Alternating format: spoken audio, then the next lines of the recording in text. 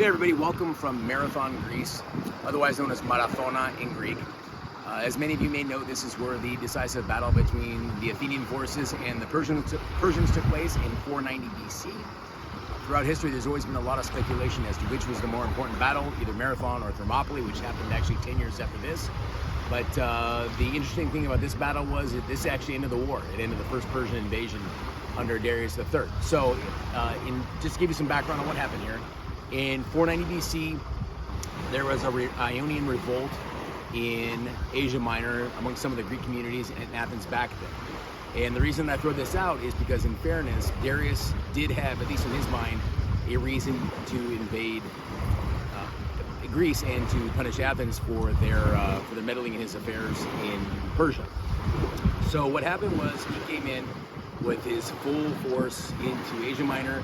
They came across the Aegean, they first hit Samos, and then they made their way across here to this quiet little bay here in Marathon, which is now just today, it's just a nice, serene little seaside beach town community.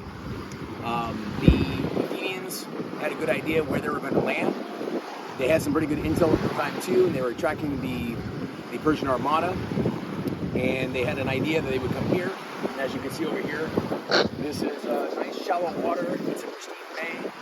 It's got hills over to the side here. This is actually an invader's dream. If you're going to land forces on a beach to establish a beachhead, this is where you'd want to do it.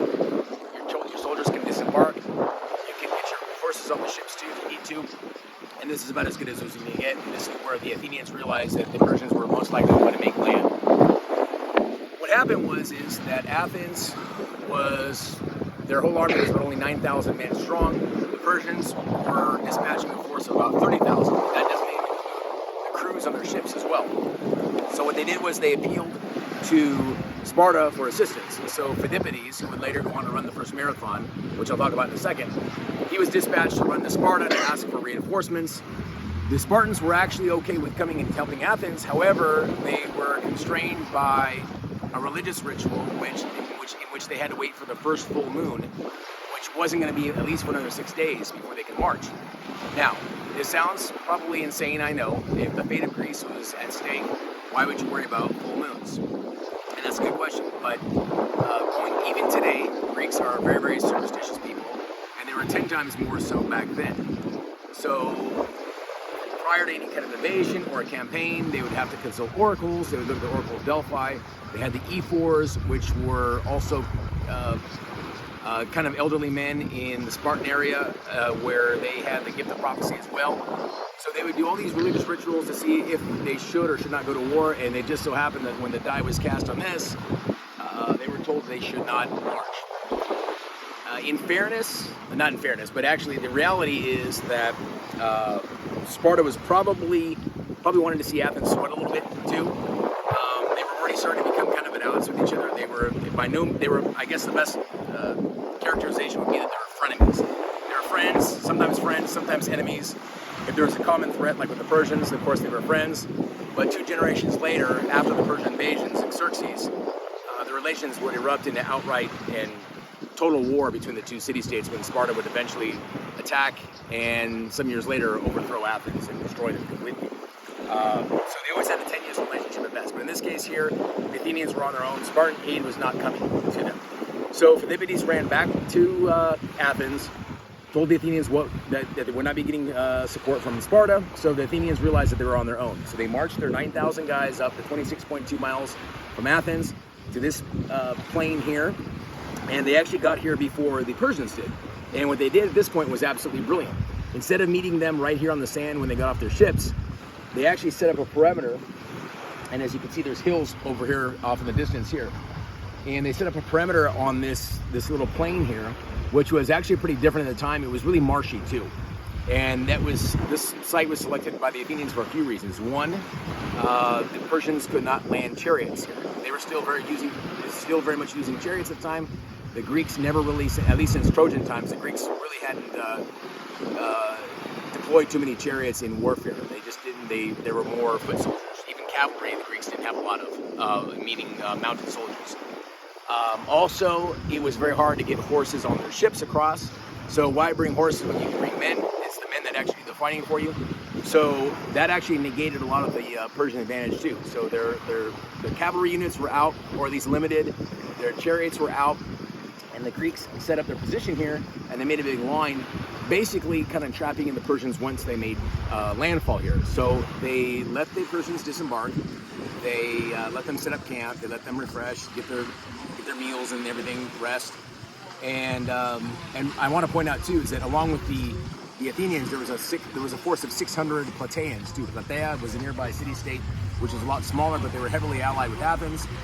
They actually were 11 years later. This is where the decisive battle against Xerxes would take place, where 10,000 Greeks would actually beat them forever, and the Persians would never again step foot in Greece. But Plataea, small but very, very proud state, they had a big role in this as well.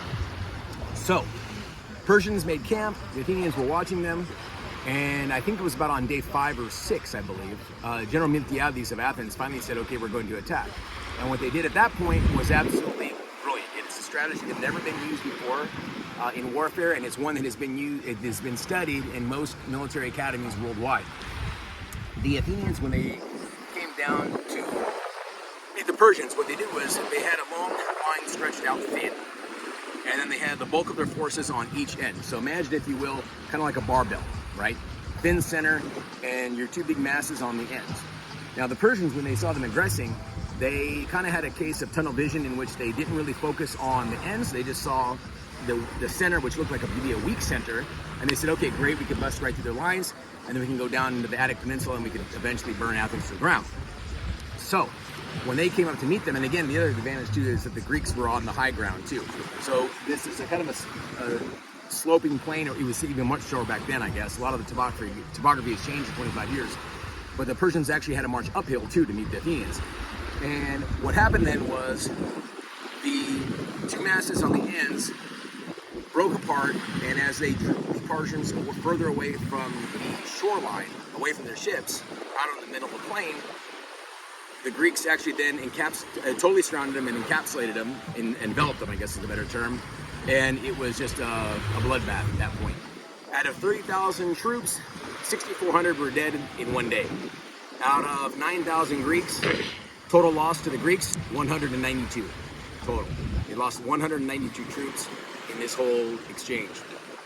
The Persians lost, I think about 7 ships. Another 4 or 5 were, I think 5 were captured.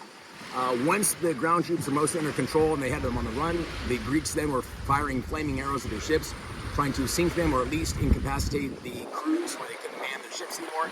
But what remained of the Navy was able to get the remaining troops back on board. They sailed out across the Aegean out here, as you can see, and they headed for the east, and they headed for home, and it would be another 10 years before they'd return under Xerxes, under Darius III's son, who would reinvade Greece 10 years later to avenge a loss here that happened to his dad. So anyway, if you ever get a chance, it's like I said, it's only 26 miles from Athens. It's a picturesque little town. The beach is great. Just came here and had lunch, and please catch me on my next one, and please subscribe to my YouTube channel, Herodotus Reborn, and we'll see you on the next one.